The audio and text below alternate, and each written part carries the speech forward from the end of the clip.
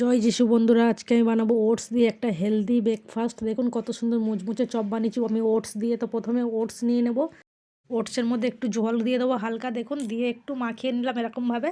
নিয়ে পর দিয়ে দেবো দুটো সিদ্ধ করা আলু, পেঁয়াজ কুচি, রসুন কুচি, আদা কুচি, কাঁচা লঙ্কা কুচি, ধনিয়া পাতা কুচি, নুন, লঙ্কার গুঁড়ো, ম্যাগি মশলা দিয়ে এটাকে ভালো করে আমি মাখিয়ে নেবো।